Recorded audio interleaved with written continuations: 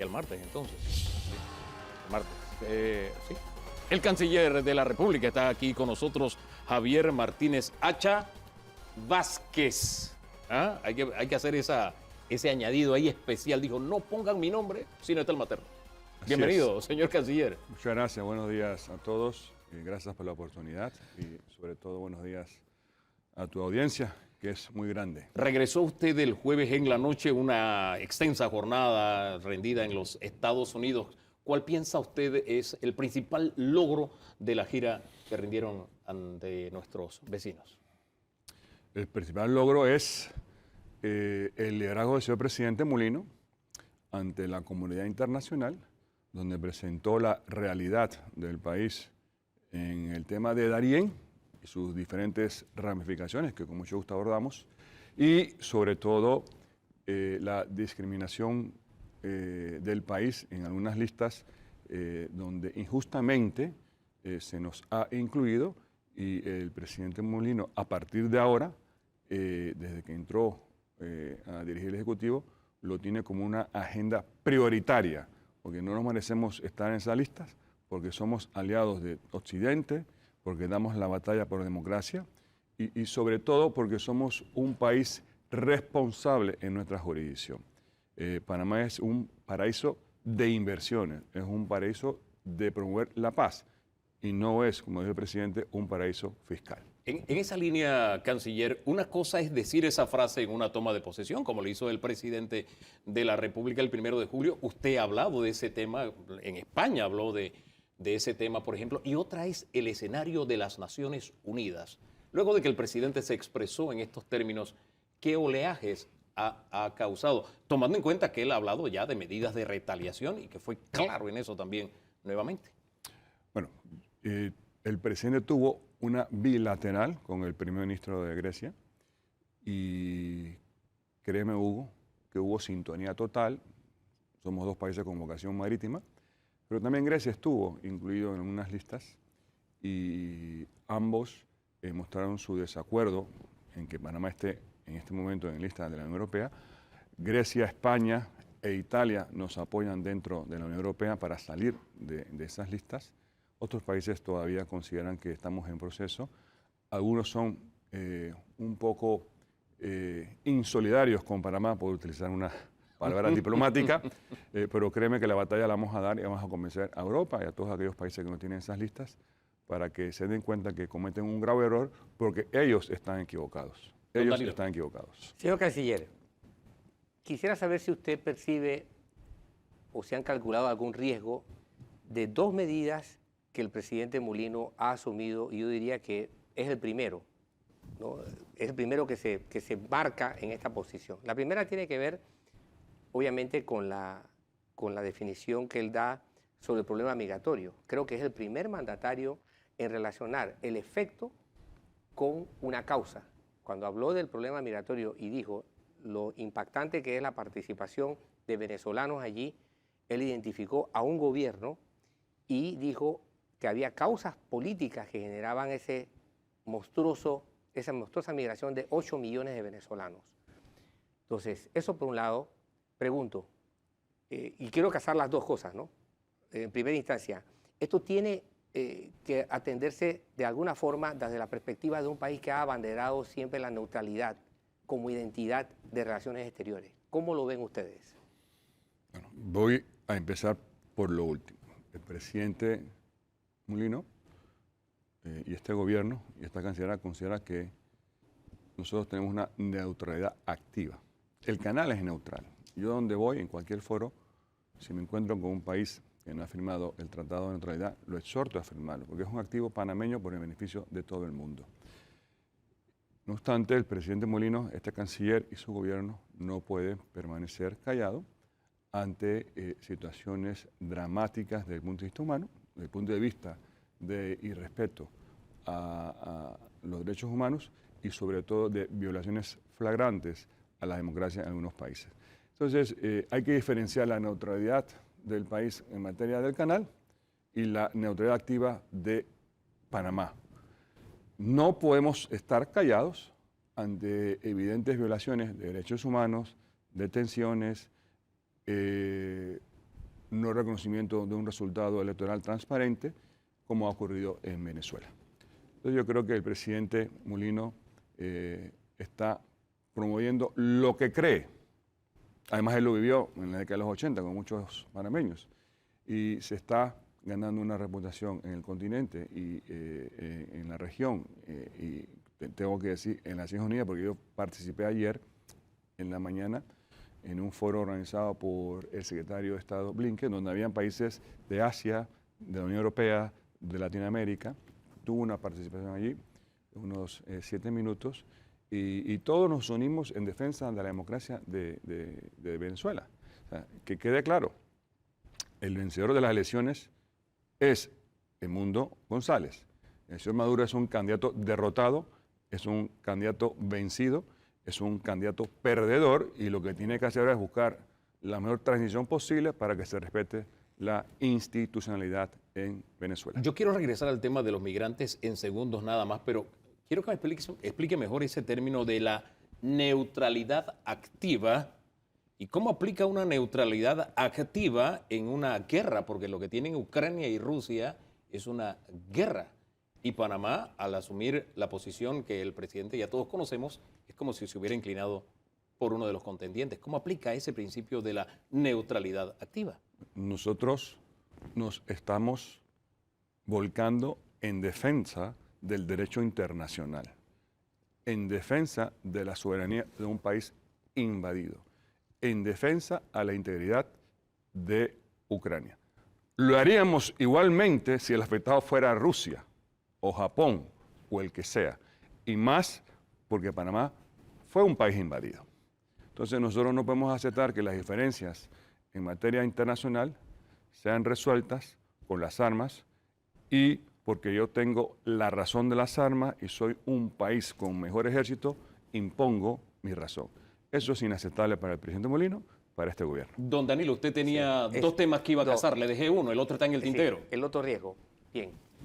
Creo que el presidente Mulino también es el primero en plantear medidas que Panamá tomaría en contra de aquellos países que insistan en mantenerlo en algún tipo de lista que consideramos como Estado son discriminatorias.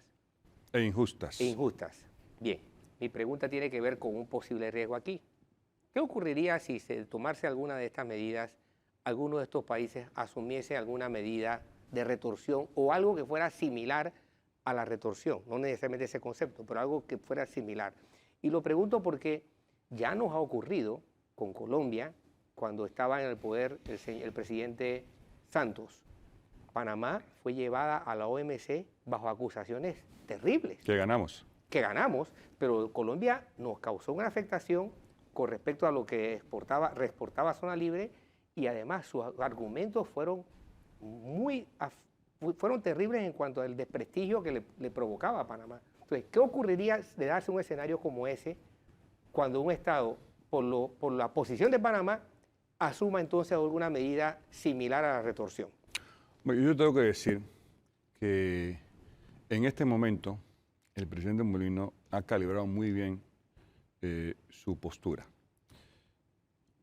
Panamá va a ser miembro del Consejo de Seguridad no permanente en un momento álgido para el mundo. Panamá ha demostrado ser un país responsable en defensa de la democracia, en defensa de la integridad de Ucrania. Este gobierno suscribió un acuerdo en Suiza donde se buscaba que se respetase la soberanía de Ucrania y encontrase mecanismos de una negociación hacia una paz y una recuperación del territorio de Ucrania. Entonces, nuestro presidente sencillamente está defendiendo los intereses de Panamá.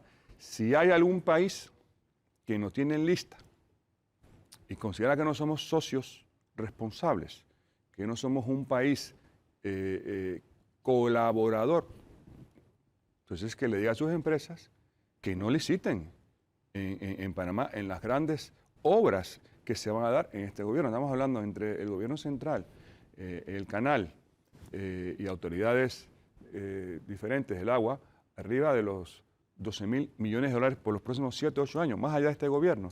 Entonces, si hay alguien que tiene una doble moral no es el presidente Molino. El presidente Molino está diciendo, somos un país serio, somos un país responsable, hemos actualizado nuestra legislación, queremos colaborar en defensa de los valores, en defensa de los principios que las democracias defienden, pero bueno, puede ser que ustedes nos quieran para hacer negocios, pero no tengan en listas. Eso es inaceptable para el presidente, para este canciller y para el país. Y yo creo que la gran mayoría de los panameños entiende el mensaje del presidente Molino y entiende el mensaje del país. Y en esto estamos unidos. Ahora, el tema es si esos países que nos tienen en las listas también entienden el mensaje y si hay el riesgo calculado de alguna reacción, que es lo que plantea don Danilo. ¿Estamos preparados? ¿Se han visto diferentes escenarios en que nosotros podamos vernos involucrados y que podamos responder? ¿Estamos en esa capacidad de que nos aprieten más? Yo no puedo responder por aquellos países. Yo puedo responder por lo que estamos haciendo. Hay países en la Unión Europea, Grecia, Italia, España, Reino Unido, que no es parte, que quieren ser socios en Panamá, ¿no? Quieren desarrollar sus inversiones en Panamá y entienden que somos responsables en nuestras responsabilidades internacionales. Mi pregunta ¿es el Reino Unido un socio no deseable? ¿Es España un socio no deseable? ¿Es Italia un socio no deseable? ¿Es Grecia un socio no deseable? ¿Es Corea del Sur un socio no deseable? Y así un montón de países. Entonces, con todo respeto a aquellos países que nos tienen en esas listas, la historia está del lado de Panamá. Y vamos a defender los intereses de Panamá. Y me siento orgulloso de servir al presidente Molino en este momento donde se está dando a respetar la reputación de Panamá como un país serio. Presidente, perdona, el señor canciller, la colateral a la reunión de las Naciones Unidas hubo una declaración de diferentes países respecto al tema migratorio. Panamá formó parte de esa declaración, pero solamente es una treintena de países respecto al tema Venezuela. ¿En qué medida hemos encontrado apoyo, que es lo que el presidente dijo que buscaba al plantear el tema migratorio que tiene su origen en la situación que está viviendo Venezuela? Los apoyos vienen dados en el tema migratorio en diferentes naturales. Con Estados Unidos firmamos un memorando de entendimiento a los 69 minutos de ser canciller. La vocación del presidente Molino de Panamá fue atacar el tema migratorio. Nosotros queremos proteger nuestro territorio, queremos canalizar esa migración irregular hacia un punto de entrada y tengo que decir que en este momento la gran mayoría simplemente usa el país de tránsito. En ese tránsito hemos encontrado ya personas ligadas a organizaciones terroristas, a bandas criminales. Por tanto, el mundo sabe que esa migración trae amenazas asimétricas. Panamá da la primera asistencia sanitaria. Panamá da alimentación a todos estos migrantes irregulares y Panamá respeta los derechos humanos y la dignidad humana de los migrantes irregulares. Somos conscientes de que en este momento simplemente ese es un tránsito de 500.000 de personas el año pasado, un poco más. Imagínate Estados Unidos, sería 100 veces ese número, ¿no? 40 y tantos millones, como dijo el presidente. No tenemos las capacidades financieras, no tenemos las capacidades de seguridad para enfrentar la potencial amenaza de un incremento a raíz de las violaciones de derechos humanos, de no reconocimiento de resultados de las elecciones en Venezuela. Entonces, el presidente Molino sencillamente está tratando de explorar que otros países se solidaricen con Panamá para buscar soluciones permanentes y transitorias a ese grave drama humano. Nosotros lo estamos pagando, la parte económica la está cargando Panamá y el presidente dijo en CNN que al exponer este tema buscaba apoyo y ayuda de otros países. Esta carta de más de 30 países, ahí aparecen potencias como Reino Unido, los Estados Unidos y demás. Esto pasa de la tinta a que ellos vayan a apoyar a Panamá en lo que está haciendo, la ayuda que el presidente está buscando. Es lo que esperamos. De momento Estados Unidos es el único que está ayudando con los vuelos de repatriación. Estamos en conversación para que venga un apoyo monetario más importante, se está discutiendo. Hay países como España que ayudan en colaboración médica, hay una misión que está llegando pronto, pero lo común es que el problema migratorio que sufre Panamá en el Darién lo está sufriendo España en Canarias, lo está sufriendo Italia en el Mediterráneo, igual lo está sufriendo Grecia. Es decir, que estos países reconocen que el problema de Panamá, ¿no?, debe ser abordado desde una óptica comunitaria, porque es un problema del país de origen, de los países de tránsitos y de los países de destino. Don Danilo. Sí, efectivamente Turquía, Italia, También se quejaron de que necesitaban dinero de la Unión Europea para enfrentar el problema de la presión migratoria. Ahora, acá en Panamá, cuando uno analiza este problema, y nosotros, cuando digo nosotros me refiero, por ejemplo, a la Universidad Tecnológica, que ha estado viendo este problema desde el punto de vista de estudios ya mucho más concentrados, nos hemos percatado que es mucho más amplio. O sea, estamos enfrentando un hecho de que hay un porcentaje importante, no es la mayoría, pero es importante, de países de África y de Asia que están entrando por el tapón del Darién, además de países de América Latina. Algunos inclusive hacen un giro, porque algunos vienen del sur, pero otros vienen del Caribe, van a Sudamérica y entran por allí. Es decir, es mucho más complejo de lo que uno se pudiera imaginar realmente. Panamá tendría que establecer una serie de contactos internacionales para poder mitigar lo que le cuesta, para poder enfrentar lo que le cuesta. ¿Qué negociaciones lleva su despacho con instituciones internacionales y no necesariamente con países?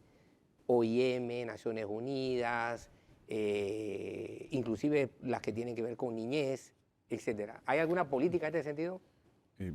Ellos tienen su autonomía, ellos reciben su presupuesto y lo organizan en Panamá según sus necesidades. De momento ellos no aportan nada al gobierno para atacar el tema de migración irregular.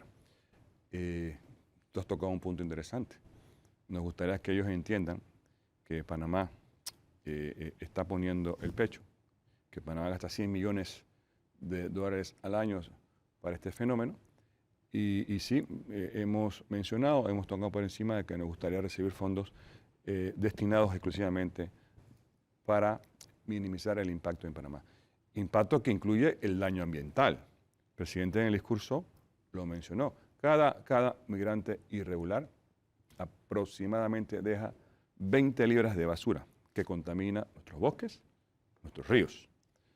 Si el año pasado atravesaron más de 500,000, haga las matemáticas. No, y fue bien crudo al hablar que ese verde estaba manchado de sangre. Fue bien crudo el presidente al hablar de esta situación.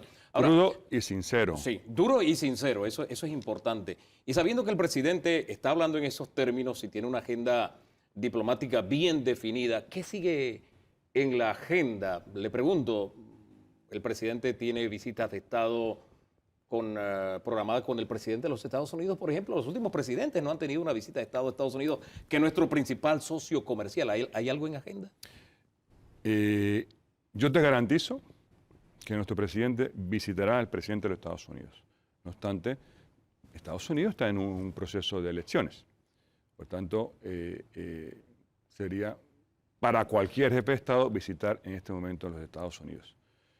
El presidente, todo indica que visitará Europa en octubre, una agenda importante. Por supuesto, los dos temas serán las listas y las inversiones importantes que se pueden dar en Panamá. Entre los países a visitar en Europa, ¿estarán aquellos que nos tienen en la lista entonces? No puedo adelantar, pero te prometo que una vez tengamos concretado todo, te lo haré saber, como a todos los periodistas. Y a México hay toma de posesión esta semana, el martes primero. Sí, yo... ¿Va el presidente o...? No, seré yo el que viaje, representando al presidente del país a la toma de posesión. Y esperamos seguir trabajando muy de cerca. México es un país hermano, tiene grandes inversiones en Panamá y estamos seguros que la presidenta Claudia Sheinbaum hará un papel muy digno para un gran país del continente. Hablemos un poco de las instrucciones ya para cerrar que tiene Panamá, que ocupará entonces un puesto no permanente en el Consejo de Seguridad de Naciones Unidas desde el próximo año. Es la sexta vez. Tenemos un gran reto como país, tenemos un gran embajador en la ONU, el doctor Alfaro, y un gran equipo. El presidente es un político con suma tradición internacionalista, tiene una preparación pública importante, ha sido ministro varias veces, 2 veces canciller, ministro de Seguridad y ahora presidente de la República. Por lo tanto, él entiende perfectamente y como director, según la Constitución de las relaciones internacionales, estamos seguros que Panamá, a través de la Cancillería y nuestra misión en Nueva York, jugará un rol importante en buscar soluciones a los grandes conflictos, en promover la reforma de las Naciones Unidas. Eso es un tema que fue tocado en muchas reuniones. La estructura de las Naciones Unidas no refleja lo que era hace 70 años y Panamá quiere llevar 2 agendas muy importantes al mundo. Primero, elevar la amenaza del narcotráfico, como lo fue el terrorismo, como algo que puede afectar a los estados. Queremos elevar ese nivel. Y 2, queremos también definir la importancia de los puntos álgidos del transporte marítimo como esenciales para la paz mundial. Gracias, señor canciller, por acompañarnos esta mañana, un poco sabiendo algo más de lo que pasó en Naciones Unidas, la gira a los Estados Unidos y por las primicias que nos deja esta mañana. Gracias a ustedes.